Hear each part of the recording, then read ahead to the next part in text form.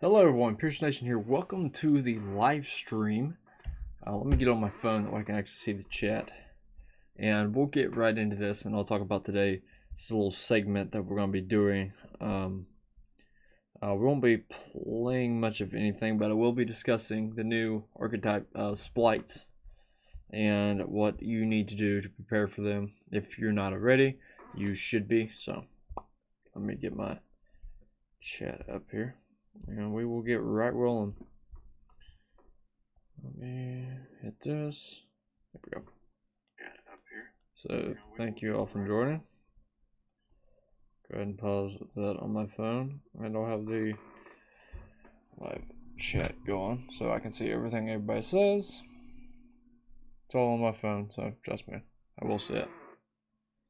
So basically what we're going to be going over, as you can see probably behind me, I was watching the Yugioh, the Nationals, and got me on the topic of splites and what you can do to kind of prepare for them here in the future.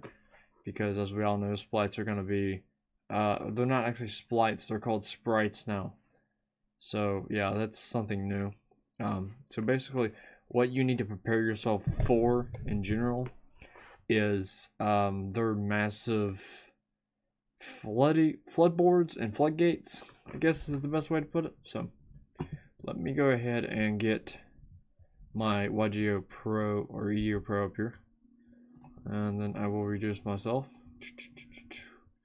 so that I can show you what I'm talking about with these. Now, as we all know, when we're talking about, well, let's go ahead and mod you.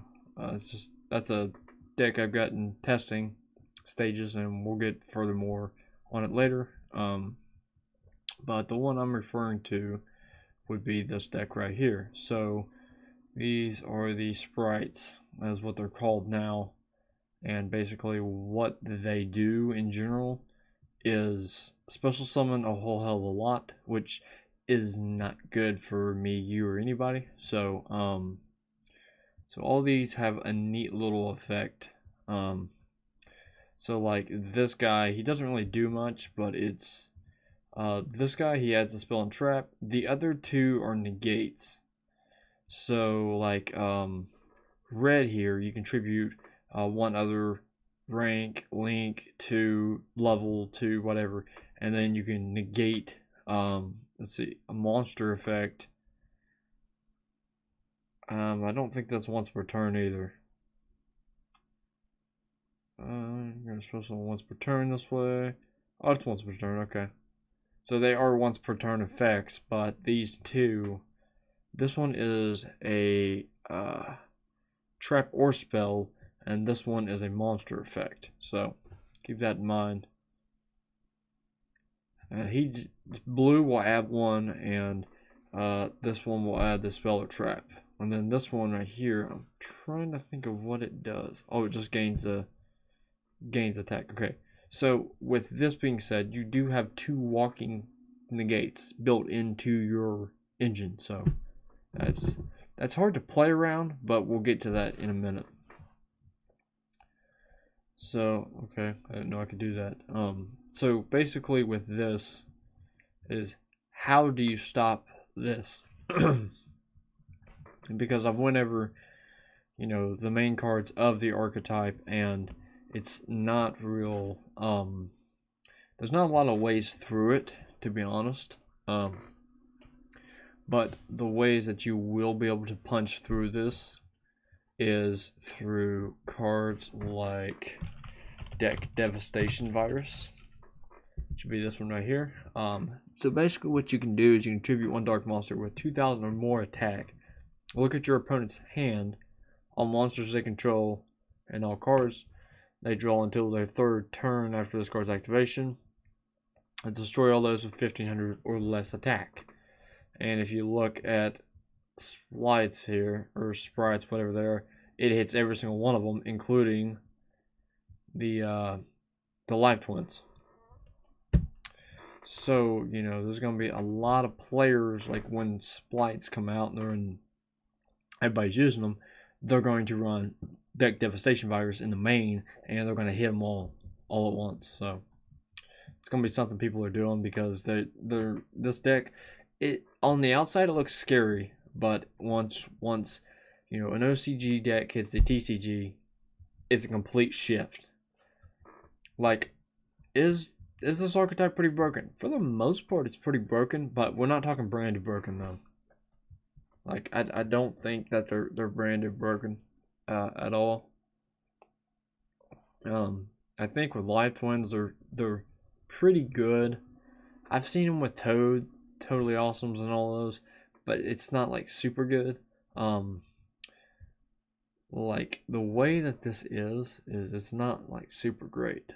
So, if there's 3 cards I would cut, it would probably be the Infinite Impermanence, and I'd probably run Ghost Spell. I'm gonna go ahead and take these out so I can put in Ghost Spell. Because with a lot of graveyard effects, especially in mirror matches, I can't be playing around with it, so we'll just add 300 Mansion. That way it's more accurate. So for the most part, you know, it is pretty good, I'm not gonna lie. So when sprites come out, or sprites, or whatever you want to call them, whatever they are, I think they're sprites now. But you want to be able to beat this deck before it even hits the scene. And Deck Devastation Virus is a good card for it. Also, Ghost Spell is a good one for stopping some of their graveyard effects, which they don't have very many. Most of their effects are on field. Most of them.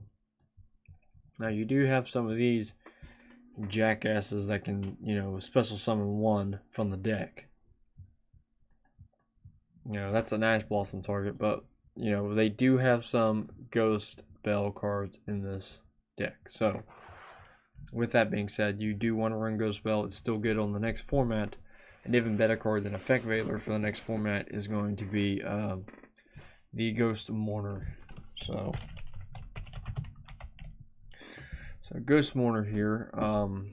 The reason that it's better, it's better because it's literally an Effect Veiler, and whenever they try to get that card off the field and try to extend their play, they're going to take a lot of burn damage depending on what they have out. And it looks like they can take no less than 1100, so that's a lot of burn damage. They have 1, that's 1000, but it depends if they get into it. We'll find out. But Ghost Mourner is very good because what Ghost Mourner does is if your opponent special summons a monster face up, except during the damage step, you can discard this card and target one of those face up monsters, negates effects until the end of this turn. Also, if that monster leaves the field, its controller takes damage equal to the original attack, which can be bad for your opponent, but good for you. Because you don't have any repercussions, you negate the effect, it leaves. Oh well. So like when I face Branded, this card is best when used when Albion hits the field. He does the discard, you send Ghost Mourner, target it, because they'll try to brand it in red off of Lubellion to jump into Mirror Jade, and when they do, they'll take 25 burn, plus the effect was negated. So you'll be 2 up on that. So just keep in mind that it will go really, really far here in the nearby future. So just watch out for that. See, the next card I wanted to talk about. Let's see. What was the next one I was wanting to talk about? There's one. I got one. So Evenly Matched is a good card to use against spots in general, because at the end of the battle phase, no matter what happens, if your opponent controls more cards than you do, which might happen, just depends on what the board state is. I don't know. Again, I'm not a genius. You basically, you know, you're gonna banish cards from your opponent's field face down until they control the same number of cards you do, which changes the game entirely because you could banish like some major freaking cards. So Evenly Matched is very good. Another good card. Oh, shit, which one is it? Oh yeah, we'll start here. So Super Polymerization. As we know, it's been a good card in the format. It's an even better card now. Simply because if you run Starving Venom, unfortunately, the Gigantic Splight is a dark, which does not go very well for your opponent because they kind of need that. And as a Splight player, as you can see, what I'm playing is two copies of this bad boy. The other ones are fire, however, the Gigantic Splight is a dark. For whatever reason, is a dark, which is not good for splites. So just keep that in mind. Super Poly is a very good card against it. Plus, you know, the Gigantic Splight, if it tries to main its effect, which that you have to declare that effect, I can just chain Super Poly to it and it's done because it's chain 2, chain 1. The change was all backwards, not forwards. And once I pop Super Poly, it's on. It's on like Donkey Kong. It's ridiculous. Because it does have a effect. It says you can, it says during your main phase, you can activate this effect. On declaration of that effect, you can then chain something to it or negate it. So just remember, this card is not invincible. There are ways to beat it. Just don't be an idiot.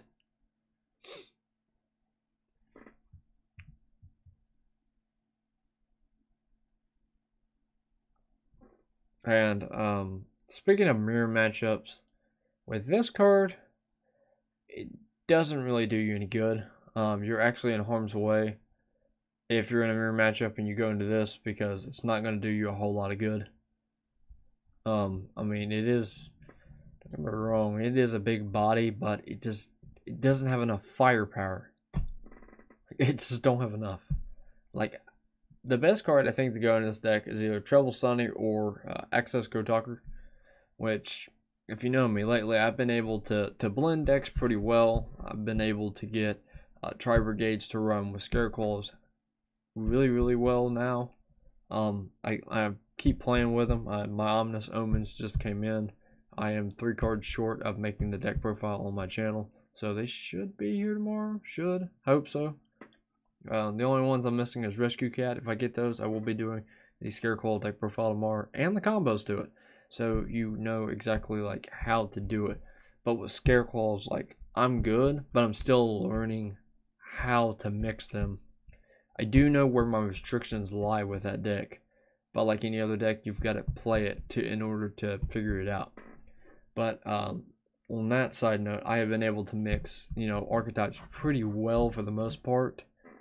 And the reason that I'm really good at mixing the archetypes is when I do stuff like this, it does allow me to make like 1-card combos like Tri-Brigade. Tri-Brigade engine is very good. Like, it's super easy. If you play anything with Beast and you put Tri-Brigades in it, or Wing Beast, or, you know, whatever, Tri-Brigades are very good because they can do stupid shit really quick. And they only need 1 card. You only have to have Fractal, or you pull Fire Formation, and it's on like Donkey Kong, like I just said. So, yeah. Tri-Brigades are pretty damn good, and the more and more I use them, the better I get. The same with this. I'll figure this out too. I think it's best that I play splites when they come out and not like a few months down the road like I did with Branded. Branded, I didn't think that it was going to be as big as it was when it came out. Now that it's came out and it's kind of stayed around for a little bit, and we're in banlist season, I think Branded opening's going to get hit. I don't know why, but I just have this feeling that Branded opening's going to get hit. Some people are saying Patchwork. I think Max C comes off, and Electromite comes to 1. That's my predictions. Don't know anything. But that is my ultimate prediction for this. Is Electromite goes to 1. So, you know, with that being said, you know, I try to do the best I can of my abilities to get things most accurately. Cards that are going to get hit on the ban list, I would say there might be some Flandres getting hit. Although I don't really know because, you know, it all depends on what deck wins Nationals. You know, that's the main kicker. And, you know, as this is going on, they wrapped up the final game last night. I'm trying to think of what deck won. I don't remember which one it was. But whatever deck that won, the top 64 decks is the decks that they look at, both in TCG and the OCG. So that's where they determine, you know, where's the problem, what deck is dominating the most. And for the most part, it's branded, and for the most part, it would be Flanders. Those are the two decks I see the most. Marine Cess is basically just, you know, come out of the woodworks. I think Marine Cess is a little too late. I think it'll die before it really gets on to the playing field. So, you know, again, let me know what you guys really think. Like, what do you think is going to be on the ban list? Because, like, I'd really like to know. Like I said, my best guesses is like Branded Fusion, Branded Opening, maybe even Fractal Patchwork. Those are the only real assumptions that I have. So let's go on with the next card. One that you really need. I guess you could go this way. So Triple Tactics, as we all know, it's a great card. I have nothing against this card. I'd actually like to own like 3 copies of it, but I currently don't have any of these, which they're $20 a piece. They're affordable. I just don't have the. Right now, I'm building other decks, so like when I get calmed down and everything like that, then I'll go and afford these and droplets and everything like that. But for the most part, I'm just trying to make more decks for the channel and show like more meta capability in other decks that people may not know or are meta viable or could be meta viable. Like the one I just bought the cards for, and I gotta buy the extra deck next week. It's Red Eyes. If you didn't know like what I was building, it is now Red Eyes. I'm building Red Eyes, so yeah, you can leave that one where it's at. You know, I'm pretty good when it comes to deck building. Red Eyes is a whole new ballpark, as I know. Unfortunately, for most of the Red Eyes main fusions and monsters that have to run in the Red Eyes deck, it's more of a brick than anything, but I'm trying to fix that brick as much as possible. So, you know, if I can make Red Eyes, you know, a viable deck in the future, I'm going to try my best to do that. Obviously, I know that the deck is getting some new cards. They're coming out. I think in like three or 4 months. I think they might be in the Megatens. I don't know. But Red Eyes is getting brand new support. Actually, I'll pull up the new Red Eyes cards so you guys know what they look like. So the new Red Eyes cards, there's 2 of them. There's Red Eyes Soul, which is a great card. Let me pull this over so I can actually read to you what it does. If you guys have never seen this card or any of the new Red Eyes support, you let me know. But there's 2 that are really big. This one, the reason I like this card the most is because I actually probably won't have to run 3 vanilla Red Eyes in the actual deck, because this card actually counts as Red Eyes, like Dragon White on the field or graveyard, which the other Red Eyes monsters don't do this. So what's better than this is if your opponent special summons a monster, you can send this card from hand or field to the graveyard, and then you can special summon Red Eyes monster from hand or deck except Red Eyes Soul, which is great because you don't really want Red Eyes Soul to begin with. You can go with any of them except for Red Eyes Alternatives. You can't special summon Red Eyes Alternative except by hand. So basically what you can do with this is you can grab Flare, you can grab Archfiend, or you could grab Red Eyes Meteor Dragon. Now with Piercing the Darkness, they will draw a card once they're special summoned, and they will be able to gain the attack. And if you do it with Meteor on, let's say, like an end phase or something, or like if your opponent, super polys on your turn, you can then use Red Eye's Soul, and then you can jump into Meteor Dragon, get the boost, and then you can normal summon Red Eye's Meteor Dragon, and then it gains the boost where, see if I got, Meteor Dragon right here. If you normal summon, it becomes an effect monster with this effect. Other Red Eyes monsters you control cannot be destroyed by battle or card effects, which is big for Red Eyes. So, with this, there is a lot of combos you can pull off with this. This is not that hard. The only thing that I don't like about this is it is dependent on your opponent, which is not that bad at the end of the day. So I don't hate this at all. Like, don't get me wrong. It's pretty good. So, basically, let's see. It's got a quick effect. You can target one Red Eyes Black Dragon in your monster zone and inflict damage to your opponent equal to its original attack. So that's just a random quick effect, and that's a once per duel effect. So basically what happens is if you use this, like, first turn, I wouldn't do this because it's not really live. Where on, like, your second turn, if you use this effect to special summon Red Eyes, then you'll be burning your opponent for 24. Then it would be something to really get at your opponent about. Now, the reason I don't like this card is,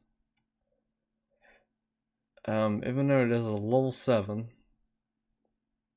this card is really hard to pull off.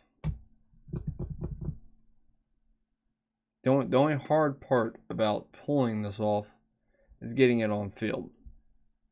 And the problem with getting this on field is this is not a normal monster, so Return of the Red Eyes cannot do the trick. So that's the only problem with Red Eye's Soul. Now, we got Red Eye's Black Meteor Dragon here. Black Meteor Dragon, you send one level 5 or higher normal monster from hand or deck to the graveyard. Simple. We have Gemini monsters in our deck. Very simple. So,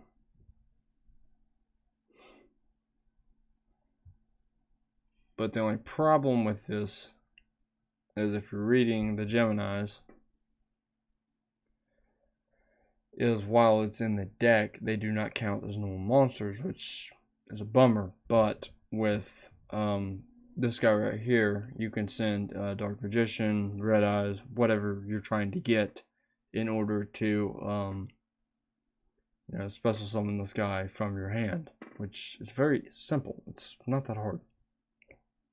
Plus, he's not like the smallest guy you're ever going to run into either, because this guy is sitting at 2,000 attack. He's a pretty easy. I like him better than Dictator D. The only reason I like him better than Dictator D is he is level 6. You special summon him by sending Red Eyes straight from deck, and he becomes level 7. Okay, you'll be like, well, why is that important? Well, the reason that this summoning condition is important is because of this guy down here. Meet Red Eyes Flare Metal Dragon. If you've not seen this card, great. Cannot be destroyed by card effects while it has exceeds material. I don't know really when it's not going to, because the special summoning a Red Eyes monster is not that important. Also, whenever a effect resolves, your opponent will take 500 damage for each. So getting 3 of these on board once this new set comes out, and once I start tweaking with the Red Eyes a bit, is not going to be that hard, because you'll eventually be looking 3 of these down, because Red Eyes can kind of lock you into only being able to banish cards, which sucks for your opponent, because you'll have to banish these to get anywhere. And if there's 3 of these on board, you'll be taking 1,500 damage for every single effect you resolve. And if you cannot burn, you will die. Because this is not This is not a pay, this is an inflict. So like, where Masquerade, it's a, you have to pay 600 for every effect you activate. Okay.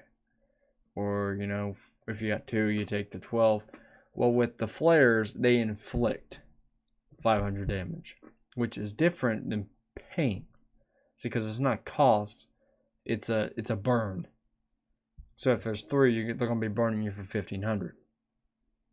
Which over time that adds up, because you're only going to be able to get like 4 effects off before you're dead. Because that's literally all the time you have. Depending on what's there and, you know, the new support. But anyway, back to the Red Eyes Black Meteor Dragon, which is going to be very neat. And I actually love the idea of this. If this card is sent to the graveyard, you can banish this card from your graveyard. Add 1 Red Eyes Fusion from graveyard or from deck or graveyard to hand. So it's a good way to get Red Eyes Fusion now. So now the only card that I have problem with that I'm going to talk about is this guy right here, Red Eyes Black Dragon Sword. So I am going to run double copies of these in my Red Eyes deck. Very smart idea. The only problem I don't like this is it must be supposed to someone with the Claw of Hermos. So if you look up, if I can spell here, Mos. So the Claw of Hermos, as you can see, it's used as supposed to summon many other things. Yeah, okay. So you get the hint. Okay. So the Claw of Hermos, why this card is like such a pain to try and get out in the first place is you can't search it. That's the problem. Is this card is unsearchable. Cannot do it. I've tried. I've looked and tried for everything. I've even looked up the legendary dragon, you know, archetype, and they're trash. They're fucking terrible. I hope in the future they make a card that is classified as Claw of Hermos, that is a Red Eyes card that is searchable, because this is hard as fuck to pull off.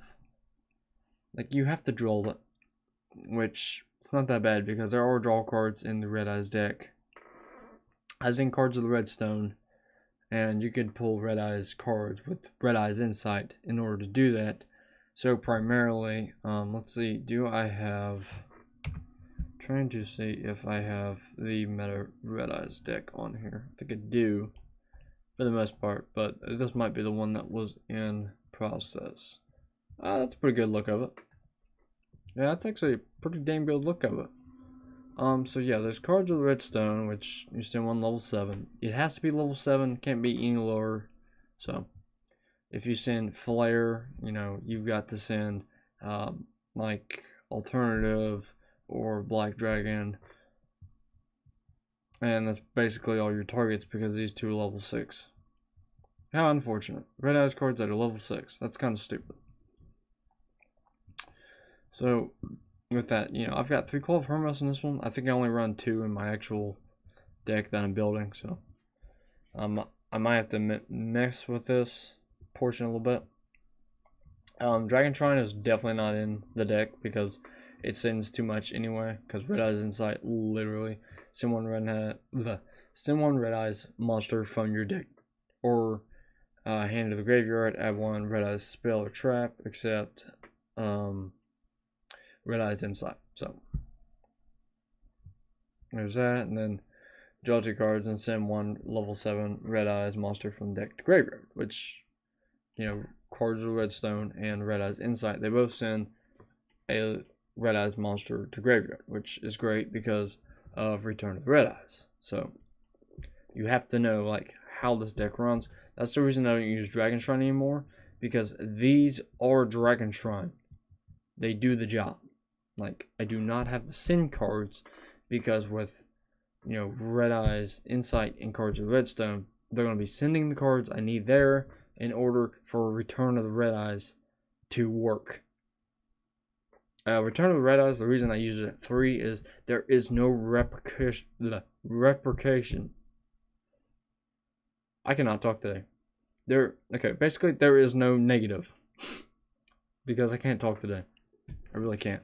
I'm gonna give me a drink because I literally can't talk. Yeah, so basically, there's no negative. If this card gets popped, nothing happens.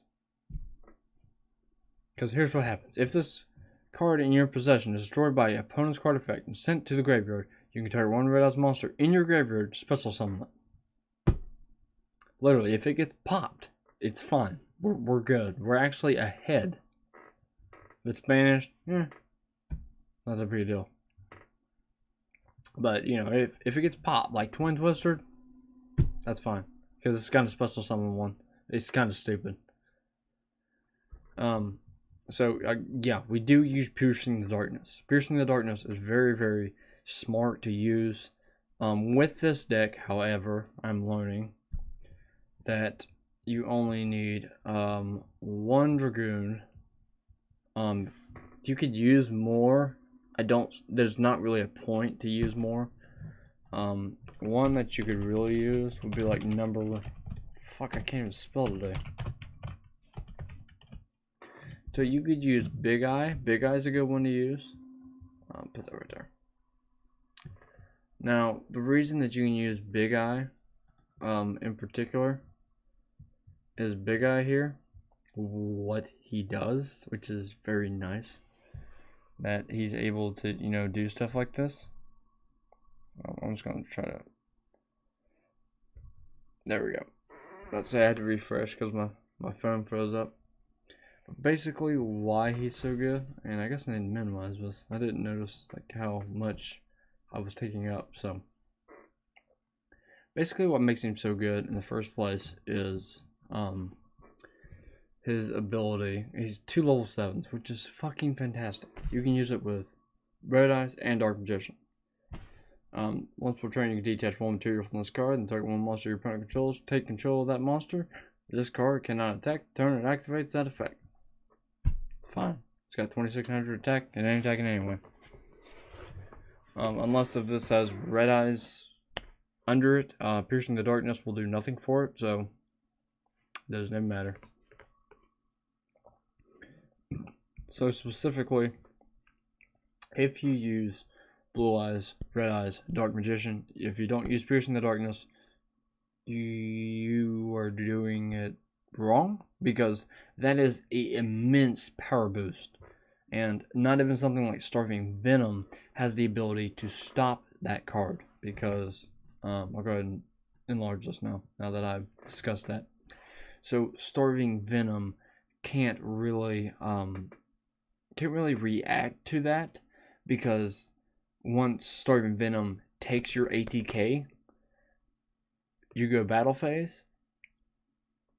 Piercing the Darkness activates during the battle phase, after Starving Venom has already, you know, taken the ATK boost, which means Piercing the Darkness will gain the attack of Starving Venom, every bit of it, and it will kill it.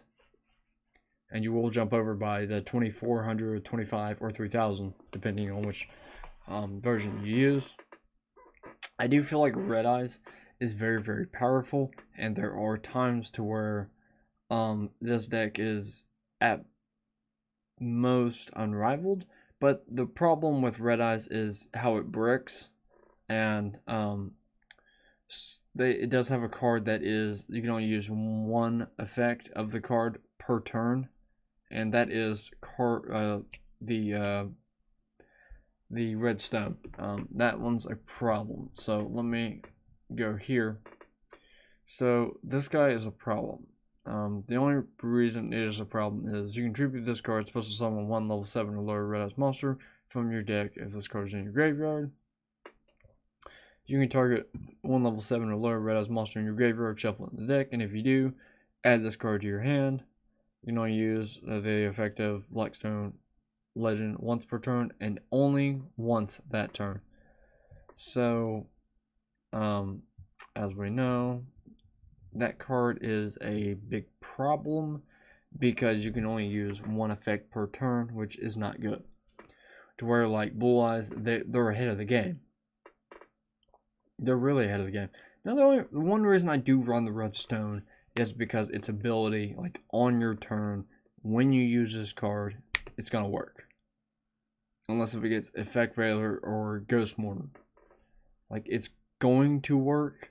You just gotta give it time. It doesn't really matter how. Like, you give it time and it is going to work. So there is like no problem there as far as Red Eyes goes. So like, give it time, it will work. Now, one of the best combos in this deck that I will say it is one of the best combos is Red Eyes Fang with Chain and Red Eyes Gearfried right here.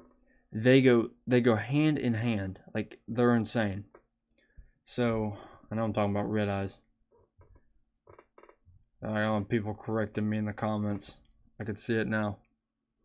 But basically, with Red Eyes Gearfried, if a player equips a equip card to this card, you can destroy the equip card immediately. And then you can destroy one spell and trap your opponent controls. So if you use Fang with Chain, you can equip it to Gearfried, and you can just free pop a card. So let's say if you're facing like Dark Magician or Blue Eyes with Eternal Soul or True Light, you just pop that shit. And then when you pop this card, it says you can send this equip card to the graveyard, then target one effect monster on the field. Equip that target to the monster this card was equipped to, and if you do, while it becomes this effect, blah blah blah, its ATK become equipped. So basically, when this card is there, basically you can just free send this card to the graveyard on your turn, and you can basically just equip the damn thing to Gearfried, and Gearfried will gain the attack of said monster. So whatever it is, it doesn't really matter. Basically, it'll be able to attack twice. And Gearfried does have the ability to, if you hit it with it the first time, you can basically just pop this card and pop a free spell or trap your opponent controls, which is very, very good, especially for a Red Eyes monster. So Gearfried's very good. Do not have any complaints with that combo there. Where I do have a complaint, however, with this deck is Red Eyes Fusion. So with Red Eyes Fusion, my biggest complaint is it doesn't allow you to do anything else.